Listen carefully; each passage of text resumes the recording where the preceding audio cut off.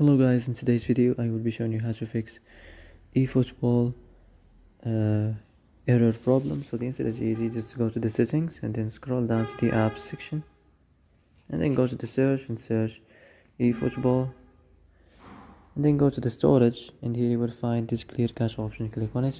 Now you can go check it if it worked, and if it didn't you can try to restart your phone or turn the Wi-Fi off and on, or the Bluetooth or the airplane mode.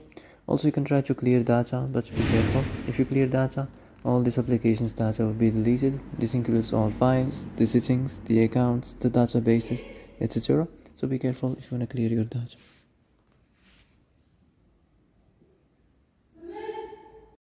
And that's it for today's video. I hope this is the answer you've been looking for. If you like this video, don't forget to like and subscribe, and see you in the next video. Thanks for watching.